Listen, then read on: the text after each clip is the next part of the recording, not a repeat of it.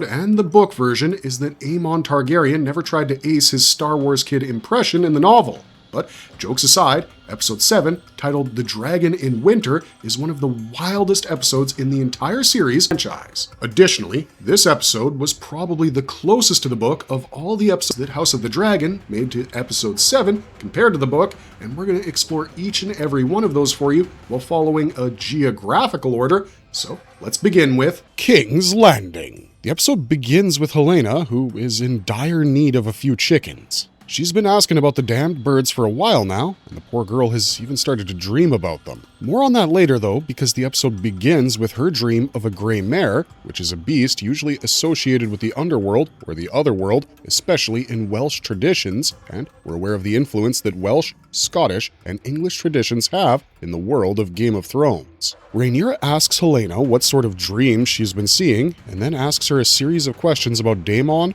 Aemond, and even Tumbleton, but that's just not how it works. I guess Rhaenyra didn't read the books or dig into the fandom wikis. Anyways, this whole deal with Helena being a dreamer, like Daenerys the Dreamer, was not really a thing in the Fire and Blood novel. In fact, after the death of her son Jaehaerys at the hands of Blood and Cheese, Queen Helena starts to lose her mind, and she takes the most extreme step eventually. But the show has been projecting her as a full-on dreamer, so much so that in this episode, she has at least 4 dreams, and all of them seem prophetic. I'm not saying it is, but if my read of that first dream is of any value, what Helena saw was her possibly dark future, where she, major spoiler alert guys, she falls from her window and possibly onto some spikes, which is how she gets free of her prison in Maegor's Holdfast. That idea is furthered by the fact that she saw the gates open and sunlight touching her face, with that grey mare in the background. Another major difference with Rhaenyra and Helena is that the two of them hardly ever had a conversation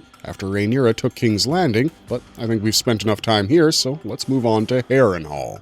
Harrenhal!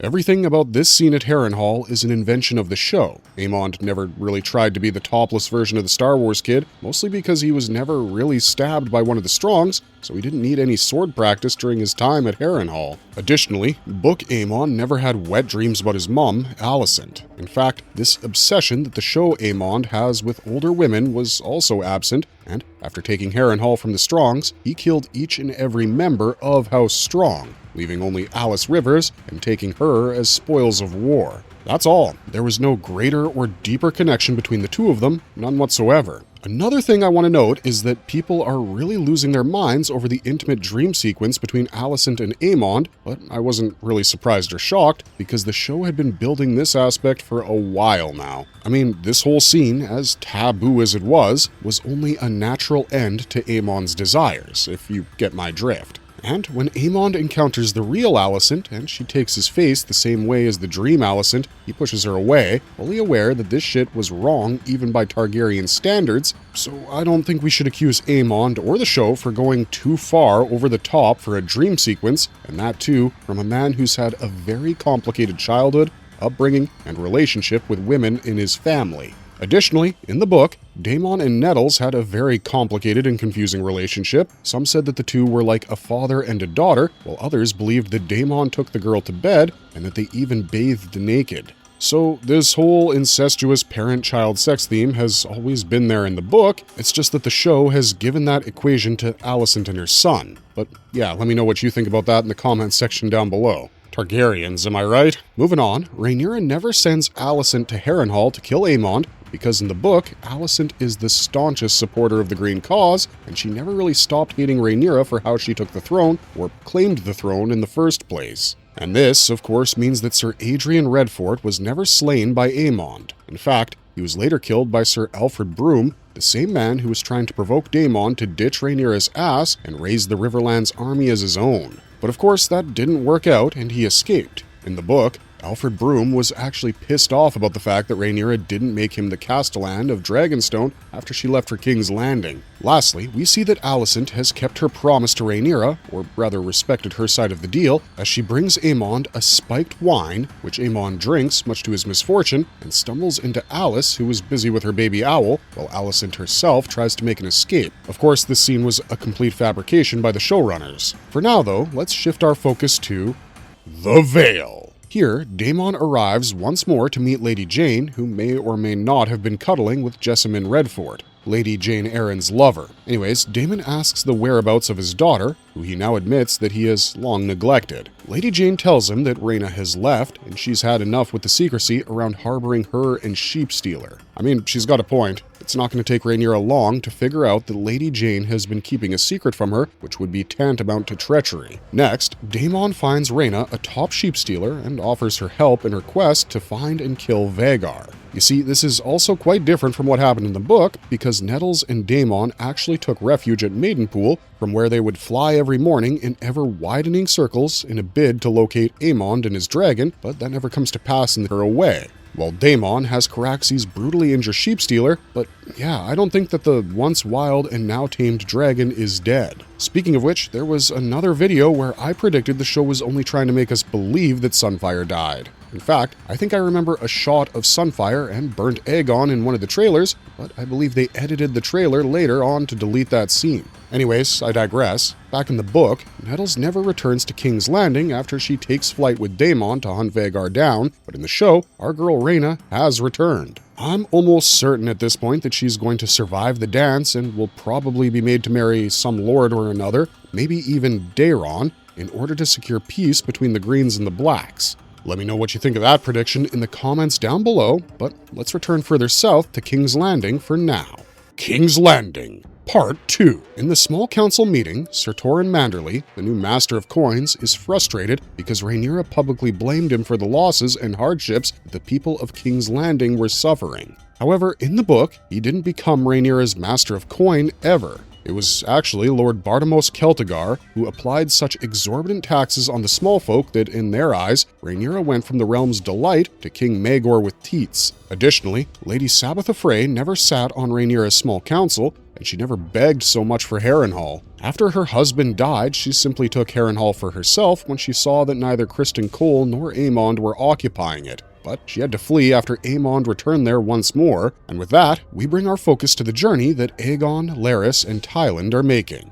On the road to Maidenpool. First, I should clarify that the journey that Aegon and Larys made after their escape from King's Landing was never really described in the book. The show is changing that, however, and I welcome this decision. I mean, in the book, it's revealed that Lord Larys decided to hide Aegon in Dragonstone right under Rhaenyra's nose, which was the last place any of the Blacks would have looked for Aegon. Smart move, but yeah, as I said, that journey was never detailed. Furthermore, Sir Tyland Lannister never joined them in their journey because he was caught by the Blacks and tortured in the dungeons of the Red Keep, so much so that he had to say goodbye to little Tyland, if you know what I mean. Anyways, the three Greens learned that Lord Mooten of Maidenpool and his army were looking for Tyland so that they could learn about the gold he had hidden while he was the Master of Coin. And by gold, I mean that of the crown. At this point, Larys decides it's time to leave the party, while Aegon says he would stay and fight instead of running further, and Tyland gets moved by his speech and decides to stick with him. They are indeed found by Lord Mooten, but Aegon doesn't get captured or killed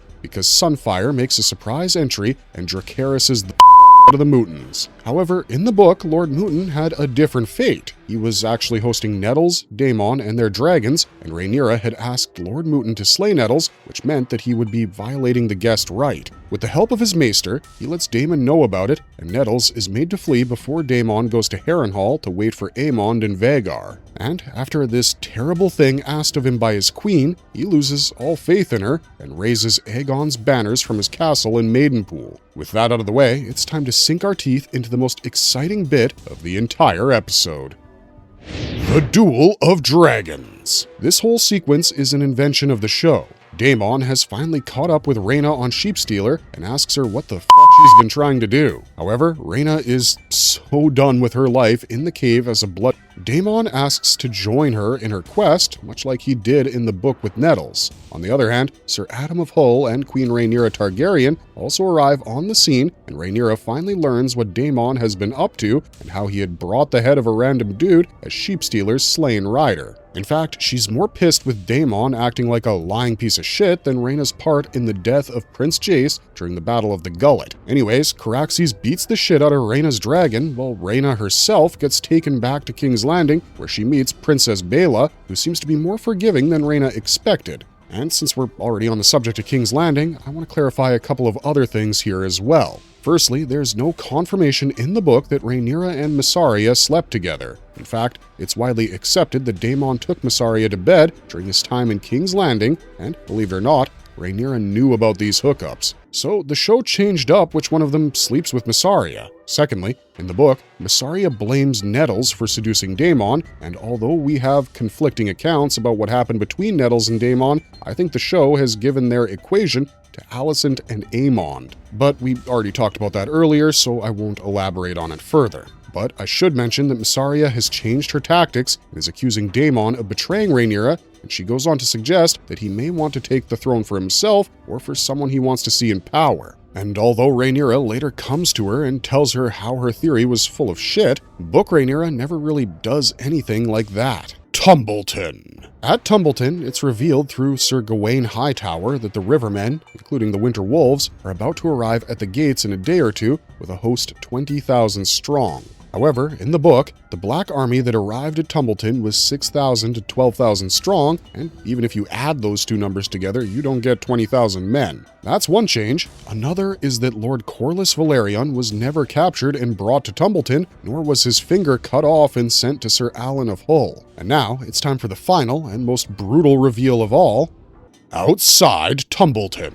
In the book, Ulf White and Hugh Hammer became the two betrayers, yes, and while the motivations behind Ulf's betrayal are the same in the show as in the book, those of Hugh Hammer are going to change, but we'll cross that bridge when we reach it in a future episode. Now, what happened is that Ulf was given Bitterbridge in the book, but he asked for Highgarden instead. And in the show, as you already know, he himself asked for Honeyhold and was offered Driftmark instead by Lord Aemond Hightower. Interesting development, to say the least, but I still think that Hugh Hammer won't be betraying the Black Cause or his queen, and it's possible that both Ulf and Hugh die fighting each other, which means that the Second Battle of Tumbleton, which is where they actually die, may or may not happen. But hey, that's just our theory. What do you think about all this? You know where to let us know. Otherwise, that's all we got for you today. But if you liked this video, please consider hitting those like and subscribe buttons. Those 2 small clicks from you are the best way to find more videos like this in the future, and it'll help us out tremendously in making more of these awesome videos. Otherwise, thanks for watching, stay safe out there,